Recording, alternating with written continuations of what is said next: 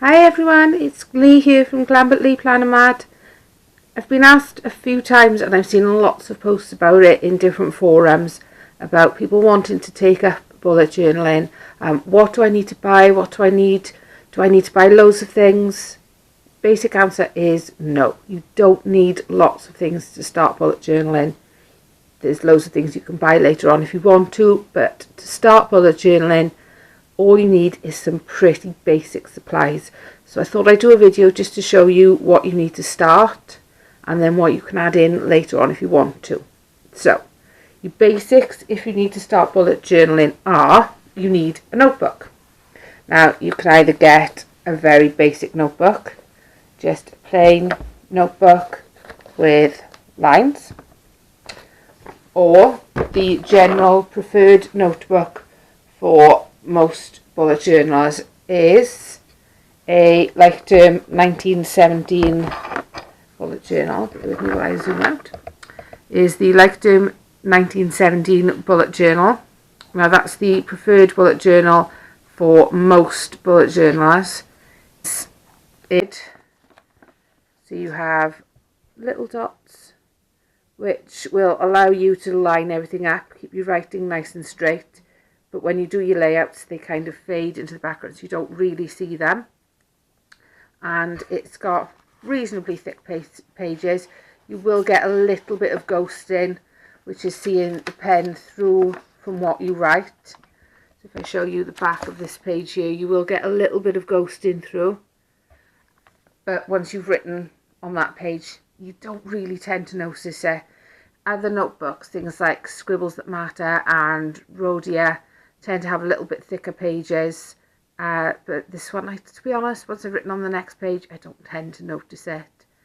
Unless I've used things like a felt tip pen or something, it doesn't tend to show up. It doesn't really bother me, and I like these ones. So these tend to be the bullet journal of choice for most bullet journalers.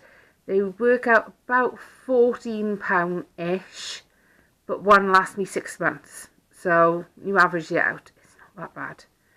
So that tends to be the one of choice, but you can do it in any notebook. It doesn't need to be a Lighterm. So that's your basic starting one. Then you need a pen. Any pen will do. Personally, I prefer a fine liner. This is my fine liner that I prefer, which is the Unipin fine liner pen. I like as fine as possible. I like the 0.1, which has a very, very fine, I don't know if you can see it there, just a very fine tip. I'll use a 0.1, maybe I'll use a 0.2, but I don't tend to really go any thicker than that. But again, it's personal preference. That's my pen of preference. There are tons of other fine liners on the market. Another very popular one is the Zig Micron pen. Again, that one is a 0.1, I believe. I've had it so long now the size is rubbed off the top, but I believe that's a 0.1. Then you have the Papermate Flare. I believe that one might be slightly thicker. Then you have a STA pigment liner. Again, that one's a 0.1. And then you have this one, which was a Japanese one I won in a raffle somewhere, which is even thinner again. That's a 0.35. So that's very thin. That one's lovely, but it's quite a wet ink. It takes quite a while to dry, so don't tend to use that one a lot. So it's a case of trying the pens, finding out which one you like, which one works for you, really. The other thing you'll need for sketching out your layouts, plain, simple, boring pencil. You can use a normal pencil, you can use an automatic pencil, use a pink sparkly pencil with a unicorn on the top. I actually have one. Doesn't really matter, pencil is a pencil. Obviously, if you make a mistake, because I do a lot of it, you'll need a rubber, or if you're American, an eraser. So, quite simple. And a sharpener. Then you'll need a ruler. Now, I tend to use metal rulers. I find they're easier to use. They give you a nice, sharp, clean line. So I have a big ruler and I have a smaller metal ruler. If you're doing something where you really need to be able to see behind, I also do have, but it's not essential, a small see-through ruler. This was actually from the sewing section. It's actually a small quilting ruler, so they do come in handy. As far as your basic bullet journaling, that's really all you need. You need a pen, ruler, rubber, sharpener, black pen, and away you go. Then if you want to add in any colour, you've got a variety of coloured fine liners you can use. You have the Staedtler ones, which are very good. They're slightly thicker. I believe they're about a 0.4, but as I only tend to use them for adding colour, then that's fine by me. So, because I'm not writing in them, I don't mind that they're ever so slightly thicker. So I keep those on hand. They come in multi-packs, so I have quite an assortment of colour of those. The Zig microns that I mentioned earlier, I have a pink, which is what I use in my bullet journal. I use my pink as an accent colour every day. My head is coloured in pink, so I use my pink every day. I also have a blue. I went through a stage of writing in blue rather than writing in black, so I have a blue fine liner. That one's a very, very fine one. That's a 0.05 one. That one is a very, very, very fine one. Then you can also pick up fine liners from other places. This pack was from Lidl. I think it was about £2, sort of just before Christmas time. And you have a pack of assorted fine liners, and they're handy because they come in a little plastic case. So they're handy, again, for keeping to hand. Another thing I use quite a lot of is coloured pencils. Again, plain, basic coloured pencils. You can pick them up anywhere. I think they were from Home Bargains or somewhere. Another thing I use every month is these little tabs from Post-it. They come in a little dispenser. You just pop one up, stick them on the top. They're repositionable if you don't quite get them in the right place. And I use them on the top of my journal. I don't know if you can see them there. I use them on the top of my journal every month to mark where my month is and any other pages that I need to be able to find to refer back to. And then it just makes it easier then to be able to find my months, and then by the time my journal is full, so this is a full one, you can see, and they do last very, very well. I mean, this one is from June, so I mean this lasted 6 months, and they do, it gets thrown in my rucksack every day, and they do stand up to a fair amount of bashing, especially if you use, all I write on them with is the uni pin. The others don't tend to stand up as well as that one for writing on them. I write on them once and it does last the whole 6 months. The other thing, very popular in bullet journaling circles, any sort of planning circles, good old washi tape. You can get washi tape in a variety of thickness, variety of designs. Good way of building up your stash if you make any little planner friends is, I sort of swap with my pen pals and things, is to swap little samples of washi tape back and forth. It's a good way to build up your collection without having the outlay of having to buy the whole big rolls.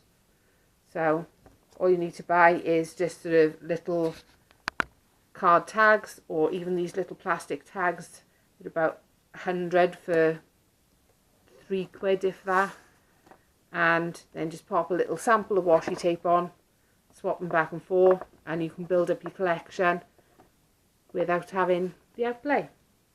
The other thing then, my last and final thing, in fact no, 2 things I have actually.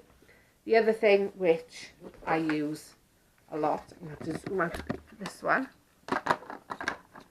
is my sticker collection.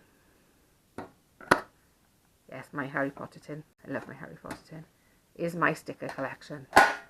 Now I'm a bit of a sticker hoarder, as you can see. I have a whole tin full of stickers and I use lots of stickers. So currently I'm planning on organising these because, as you can see, finding anything in here, not really a good plan. So there will be a video probably at some point once I've got these organised, because they're kind of chaos at the moment. But stickers, another thing. I tend to buy sort of maybe a couple of sheets a month and then build a collection up. So that's the other thing that I do use a lot of. And the final thing, which I treated myself to, is my Polaroid zip printer. I love my zip printer. I know I've seen a few people online saying, oh, the print quality isn't great, the photos print dark. I love my zip printer. Absolutely love it. I use it several times a week and I absolutely love it. Just get used to using it. I lighten the photos slightly before I print it. Tend to adjust the colouring on the photos slightly. It tends to print slightly red tones, so I tend to make them slightly yellow before I print them, and it just evens out the colour balance on them. And I use it a lot. I've got a couple of examples here for you. So this layout was my Supernatural countdown for my Supernatural convention. So I printed out a few pictures here off the internet. Just do them as using the collage setting, so 4 to 1 page, and then cut them up and put them at the top. Again, then this was the picture for the actual convention, and that was printed as a half page using the collage setting. And it's basically kind of like making your own stickers in a way, just stick them in. Then I use them for my memories page. I love to journal my memories every single month. So I have little man's birthday. I have something that happened with little man in school.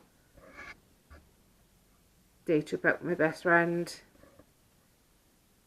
Achievement with my hubby and his dieting, very proud of him. And I just literally, it's things that happen, things some of the times you would forget happened. You know, little things that happen with him in school, little milestones that if I didn't literally print them out then and there and stick them in and journal them then and there, in a month's time, 6 weeks' time, 6 months' time, I'd forget they'd even happened. So it is invaluable for me because it gives me a chance to get them documented while I can remember them, especially because I have memory issues anyway. So my memory is even more infallible than normal. So it's great for me.